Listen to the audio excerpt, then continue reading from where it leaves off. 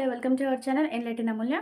This is Sravanthi. ఈరోజు ఈ వీడియోలో గురుకులకు సంబంధించి జనరల్ స్టడీస్ పేపర్ ఎలా చదవాలి, ఎలా క్రాక్ చేయాలని చాలామంది ఏ బుక్స్ చదవాలని అడగడం జరుగుతుంది. సో దానికోసమైతే ఈ వీడియో. సో తప్పకుండా చూసేయండి.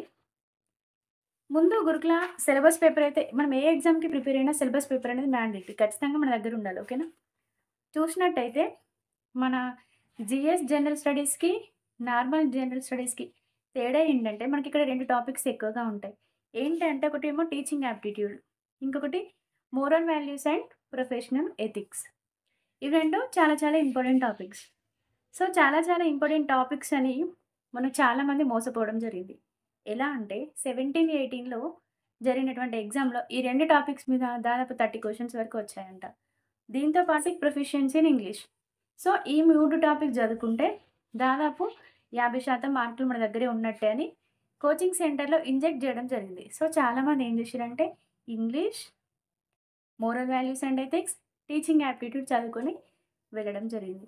కానీ సీన్ రివర్స్ అయింది. ఏం జరిగిందంటే అసలు టీచింగ్ యాప్టిట్యూడ్ నుండి ఒకటో క్వెషన్ వచ్చింది అంతే. మోరల్ వాల్యూస్ నుండి ఒకటొచ్చింది. ప్రొఫిషియన్సీ ఇన్ ఇంగ్లీష్ నుండి దాదాపు ఒక 15 క్వెషన్స్ వచ్చినాయి అంతే.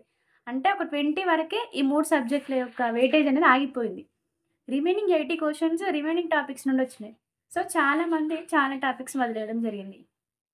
కాబట్టి ఎప్పుడైనా కొన్ని టాపిక్స్ ఇచ్చినప్పుడు మొత్తానికి టాపిక్స్ వదిలేయొద్దు.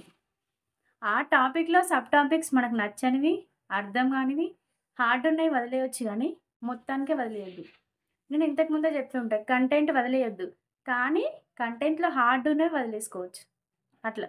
సేమ్ ఇక్కడ కూడా అంతే. ఈ 11 టాపిక్స్ 11 అంశాలు ఏవైతే ఉన్నాయో ఆ 11 అంశాల మీద మనకి మినిమమ్ గ్రిప్ అనేది ఉండాలి. జనరల్ స్టడీస్ అంటే మొత్తం డెప్త్ ఉండదు. మనకి సబ్జెక్ట్స్ మీద ఎంత అవగాహన ఉంది అనేది టెస్ట్ చేస్తారు. సో అన్నింటి మీద గ్రిప్ అనేది చాలా అవసరం. సో ఫస్ట్ ఏంటి కరెంట్ అఫైర్స్ ఉంటది. As usual regional, national and international. So వీటి కోసం సోర్సెస్ ఇంతకుముందు చాలా సార్లు డిస్కస్ చేసుకున్నాం. ఏదో ఒక పబ్లికేషన్ తీసుకొనైతే ప్రిపేర్ అవ్వండి. అంతేగాని నేనే న్యూస్ పేపర్ చూసి నోట్స్ రాసుకుంటా, లేదంటే క్లాసెస్ విని నోట్స్ రాసుకుంటా అని టైం వేస్ట్ చేసుకోకండి. ఓకేనా? చాలా ఆయాసం వస్తుంది. ఎందుకంటే స్కూల్ టైం అవుతుంది. బట్ మీకోసం వీడియో చేయడం జరుగుతుంది. ఓకే. సో నేనేం చెప్తున్నా అంటే హార్డ్ వర్క్ చేయకండి. స్మార్ట్ చేయండి. ఎందుకంటే చాలా ఇన్‌స్టిట్యూషన్స్ వాటి కోసమే వర్క్ చేస్తున్నాయి. ఎందుకు? కరెంట్ అఫైర్స్ రాయడం కోసం చాలా చాలా పబ్లికేషన్స్ ఉన్నాయి. సో అందులో ద బెస్ట్ చూజ్ చేసుకొని ప్రిపేర్ అవ్వండి. మీరే స్వయంగా నోట్స్ రాసుకొని టైం వేస్ట్ చేసుకోకండి. ఇది నా పర్సనల్ అడ్వైస్. ఎందుకంటే నేను దాని మీద అసలు ఎప్పుడు ఎక్కువ టైం వేస్ట్ చేసుకోలే. జస్ట్ పబ్లికేషన్సా, ఏమన్నా ఉంటే ఇంపార్టెంట్ టాపిక్సా, ఇయర్ బుక్కా, హాఫ్ ఇయర్ 6 మంత్స్ బుక్సా అట్లా తెచ్చుకొని చదువుకొని బిట్స్ ప్రాక్టీస్ చేసినా తప్ప నేను ఇంతవరకు ఒక్కరోజు కూడా కరెంట్ అఫైర్స్‌కి నోట్స్ అనేవి ప్రిపేర్ చేసుకోలేదు. నేను మా ఫ్రెండ్ కలిసి చదవమని ఇంతకుముందు చెప్పాను కదా! పాపం తనైతే డైలీ 1 అవర్ ఖచ్చితంగా కరెంట్ అఫైర్స్‌కి కేటాయించింది. బట్ ఆమెకైతే అవి రాలేదు. మళ్ళీ ఎప్పుడైతే ఎస్‌జిడి ప్రిపరేషన్ మొదలుపెట్టిందో ఓన్లీ బుక్స్ చదువుకుంటూనే ఉంది. అప్పుడు ఈ కరెంట్ అఫైర్స్ ఏం చదవలేదు. కొంచెం కొంచెం అప్పుడప్పుడు రెఫర్ చేసింది. సో దాన్ని కూడా జాబ్ కొట్టేసింది. సో కరెంట్ అఫైర్సే జీవితం కాదు. కరెంట్ అఫైర్స్‌నే జాబ్ డిసైడ్ చేసే ఫ్యాక్టర్. అంతకన్నా కాదు. సో కేర్‌ఫుల్‌గా ఉండండి. బాగా టైం వేస్ట్ చేసుకోకండి. నెక్స్ట్ ఇంకొకటి ఏంటంటే ఇండియన్ కాన్స్టిట్యూషన్ చాలా చాలా ఇంపార్టెంట్. వెయిటేజ్ ఉంటుంది. ప్లస్ చదవడానికి ఈజీగా ఉంటుంది. ఒక్కసారి అర్థమైతే దూసుకెళ్ళిపోవచ్చు. కాకపోతే గుర్తుపెట్టుకునే ఆర్టికల్స్ గానీ, ఇయర్స్ గానీ, చట్టాలు గానీ, యాక్ట్స్ గానీ ఇట్లా చాలా ఉంటాయి. అవన్నీ ఒక దగ్గర రాసుకొని నీట్‌గా ప్రిపేర్ అవ్వండి. సో దీనికోసం మీకు ఇంతవరకు ఇండియన్ కాన్స్టిట్యూషన్ చదవలేదు. అసలే ఏం బేసిక్స్ లేవు దాని మీద అనుకుంటే మన యాప్‌లో శ్రీనివాస్ సార్ అని ఉంటాడు. మాకప్పుడు కోచింగ్‌కొచ్చినప్పుడు చెప్పిండు. వాళ్ళది Guntur. So polity Srinivas sir అని ఉంటుంది. తను గ్రూప్ 1 యూపీఎస్సీ వాళ్ళకి గూడా కోచింగ్ ఇవ్వడం జరుగుతుంది. సో ఆ సార్ నీట్‌గా అన్నీ ఒక దగ్గర నీట్‌గా షార్ట్ కట్స్ రాసైతే ఇవ్వడం జరిగింది. సో నేను ఈసారి ఇలా యాప్ ప్లాన్ చేస్తున్నా అంటే సార్ నాకైతే ఆ మెటీరియల్ ఇవ్వడం జరిగింది. దాన్ని నేను మన యాప్‌లో పోస్ట్ చేశాను.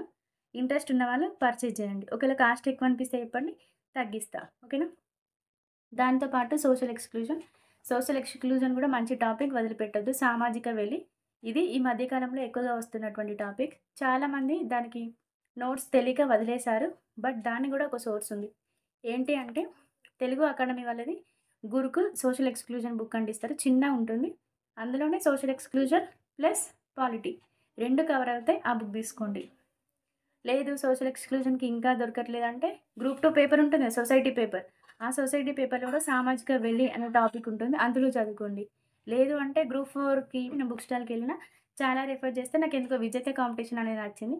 ఆ విజేత కాంపిటీషన్‌లో కూడా సామాజిక వెలి అనే టాపిక్ బావుంది. అదైనా చదువుకోండి జీఎస్ పర్పస్‌లో. సో, మొత్తానికి జీఎస్ కావాలనుకున్న వాళ్ళు గ్రూప్ 4 సెట్‌కి సెట్ తీసుకోండి. లేదంటే సెట్ తీసుకుంటే ఇందులో ఉన్నటువంటి అన్ని టాపిక్స్ కవర్ అయితాయి. ఇంకొకటి ఏంటి కావాలి మనకి టీచింగ్ యాప్టిట్యూడ్ ఇంకా moral values and professional ethics అనేవి మనం బయట సెర్చ్ చేసుకొని ఏదైనా ప్రింట్‌ఔట్ తీసుకొని గానీ, వేరే కోచింగ్ ఇన్‌స్టిట్యూషన్‌లో గానీ ఎట్లైనా మనం మెటీరియల్ గ్యాదర్ చేసుకొని చదువుకోవచ్చు. అట్లా చూసుకోండి. లేదు అంటే ఎస్&ఎస్ వాళ్ళు గురుకుల కోసం బుక్స్ రిలీజ్ చేయడం జరిగింది. అందులోని 3 బుక్స్ ఉంటాయి. అంటే మొత్తం జీఎస్‌కి సంబంధించి 2 బుక్స్ ఉంటాయి. అందులోనే 11 టాపిక్స్ అనేది కవర్ అయితది. బేసిక్ ప్రొఫిషియన్సీ ఇన్ ఇంగ్లీష్ అనేది సెపరేట్ బుక్ వస్తది. అదైనా తీసుకోండి. లేదు అంటే గ్రూప్ 4 విజేత కాంపిటీషన్ తీసుకుంటే సెట్ వస్తది. సెకండ్ పేపర్ మొత్తం సెక్రటేరియల్ ఎబిలిటీస్ ఉంటది. ఎవరికైతే మ్యాథ్స్ కష్టం అనిపిస్తదో అది రోజు కొంచెం ప్రాక్టీస్ చేసుకోవచ్చు. దాంతో పాటు జీఎస్ అన్ని టాపిక్స్ చదువుకోవచ్చు. లేదు ఇండివిడ్యువల్ చదువుతా అనుకున్న వాళ్ళు కరెంట్ అఫైర్స్‌కి మ్యాగజైన్ తీసుకోవాలి. ఇండియన్ కాన్స్టిట్యూషన్స్‌కి ఇప్పుడు నేను చెప్పినా కదా! సోషల్ ఎక్స్‌క్లూజన్ ఇంకా ఇండియన్ కాన్స్టిట్యూషన్ ఒక బుక్ దొరుకుతుంది. అది తీసుకోండి. సొసైటీ కల్చర్‌కి రఘుదేపాకది కళలు, సాహిత్యం అని ఒక బుక్ ఉంటుంది. ఆ బుక్ తీసుకోండి. అందులో అన్నీ కవర్ అయితాయి. వారసత్వం, కళలు, శాతవాహనుల నుండి 2014 వరకి. రాజులు, వాళ్ళ వేషధారణ, భాషలు, నృత్యాలు, కవులు, రచయితలు, వాటి పుస్తకాలు, పాటలు, వాడి పాడిన రచయితలు. సో, చాలా చాలా టాపిక్స్ ఉన్నాయి. పండుగలు అది చూసుకోండి. Environmental issues, disaster management, prevention and mitigation strategies and sustainable development. ఇది కూడా చాలా ఇంపార్టెంట్ టాపిక్. చాలామంది వదిలేస్తారు. బట్ అస్సలు వదిలేయకండి. ఎన్విరాన్మెంటల్ ఇష్యూస్ అనేది చాలా చాలా ఇంపార్టెంట్. అంటే కొన్ని సమ్మిట్స్ జరుగుతాయన్నమాట. ఏంటి ఓజోన్‌ని ఓజోన్‌ని పరిరక్షించడానికి, గ్రీన్ హౌస్ ఎఫెక్ట్స్ కోసం, హజార్డస్ వేస్ట్ కోసం ఇట్లా కొన్ని కొన్ని సమ్మిట్స్ జరుగుతాయి. ఆ సమ్మిట్స్ ఎప్పుడు జరిగినాయి? కాన్ఫరెన్స్ ఆఫ్ పార్టీస్ అని. అవి ఎప్పుడు జరిగినాయి? వాటి ప్లేసు, ఇయరు, అవి తీసుకున్నటువంటి నిర్ణయాలు, దానితో పాటు మిలీనియం డెవలప్‌మెంట్ గోల్స్ అని ఉంటది అది. దాని తర్వాత వచ్చిందే సస్టైనబుల్ డెవలప్‌మెంట్. అందులో 17 అంశాలుంటాయి. మనకి గురుకులాలో దీని నుండి క్వెషన్ రావడం జరిగింది. అంటే ఒక టాపిక్ ఇచ్చిండు. విద్య అనేది సస్టైనబుల్ డెవలప్‌మెంట్‌లో ఎన్నవ అంశంగా ఉంది. ఆ 17 అంశాలు ఆర్డర్‌గా గుర్తుపెట్టుకోవాలి. ఇటు సైడ్ అంశాలు ఇచ్చేసి, అటు సైడ్ నంబర్ ఇస్తే మ్యాచ్ ద ఫాలోయింగ్ చేయడం. లేకపోతే సస్టైనబుల్ డెవలప్‌మెంట్‌లో 15వ అంశం ఏంటి అంటే, అది మనం గుర్తుపట్టాలి. సో, 17 ఖచ్చితంగా రాసుకోండి, చదవండి. సో, డిజాస్టర్ మేనేజ్మెంట్ కూడా తెలుసుకోవాలి. ఇవి మొత్తం సైక్లోన్స్, తుఫాన్స్, ఎర్త్‌క్వేక్స్ ఇవన్నీ ఉంటాయి గదా! అవి ఎప్పుడు, ఎక్కడ జరిగినాయి? అతి పెద్దది ఎక్కడ జరిగింది? వాటిని తగ్గించడానికి ఏమేమి ఉన్నాయి? సునామీ సెంటర్‌లు, తుఫాన్ సెంటర్, భూకంప కేంద్రాలు ఇట్లా చాలా చాలా సిటీస్ ఉంటాయి. అవి. వాటికి సంబంధించిన మినిమమ్ నాలెడ్జ్ అనేది మన దగ్గర ఉండాలి. దాంతో పాటు economic and social development in India అంటే ఇది మొత్తం సోషియో అవుట్‌లుక్ బుక్ కిందకొస్తుంది. సామాజిక ఆర్థిక సర్వే ఆ బుక్ చదవండి. దీంతో పాటు ఎకానమీ.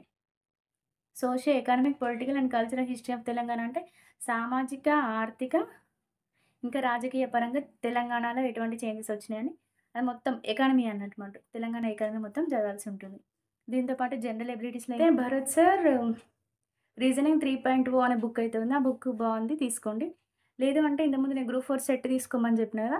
అందులో కూడా అనలిటికల్ ఎబిలిటీ ఇంకా రీజనింగ్ 2 టాపిక్స్ కవర్ అయితాయి. సో, అట్లా ప్లాన్ చేసుకొని చదవండి. ఓకేనా? బేసిక్ ప్రొఫిషియన్సీ ఇన్ ఇంగ్లీష్ అంటే చాలామంది దగ్గర ఆల్రెడీ నోట్సే ఉంటది. 6థ్-10థ్ అన్ని టాపిక్స్ చదువుకోండి. అంటే మొత్తం గ్రామరే ఉంటుంది ఎక్కువ. స్కూల్ లెవెల్ ఇంగ్లీష్ గ్రామర్ అని ఉంది. దీంతో పాటు వొకాబులరీ. వొకాబులరీ అంటే ఏం లేదు. యాంటోనిమ్స్, సినోనిమ్స్, ఫ్రేజల్ వర్బ్స్ అట్లా వన్ వర్డ్ సబ్స్టిట్యూషన్స్ అవన్నీ గూడా వొకాబులరీ కిందకొస్తాయి. దాని తర్వాత వర్డ్స్ అండ్ సెంటెన్సెస్. సెంటెన్సెస్‌లో ఏమున్నాయంటే choosing appropriate words and words often confused. దాంతో పాటు completion of sentences, jumbling sentences, comprehension. So, ఇటువంటివన్నీ బేసిక్ ప్రొఫిషియన్సీ ఇన్ ఇంగ్లీష్ కిందకి వస్తుంది. సో, ఇవన్నిటిని చూసుకొని ఒకసారి చదువుకోండి. ఏ టాపిక్‌ని కూడా వదిలిపెట్టకండి. ఎందుకంటే ఎగ్జామినర్ ఎక్కడి నుండి క్వెషన్స్ అడుగుతాడో తెలీదు కాబట్టి, మన వంతు ప్రయత్నంగా ఆ 11 టాపిక్స్‌లో ఏదో బాగా హార్డ్ ఉన్నది ఒకటి వదిలేసుకోండి తప్ప, 10 టాపిక్స్ మీద మినిమమ్ నాలెడ్జ్ ఉండేలాగా వాటి మీద చదువుకోండి. ఓకేనా? ఏ టాపిక్‌ని పూర్తిగా వదిలేయొద్దు. ఓకే అండి. ఇది మన జనరల్ స్టడీస్‌కి సంబంధించినటువంటిది. If you like this video please like, share and comment and don't forget to subscribe our channel. ఎల్లటిన అమూల్య. Thank you.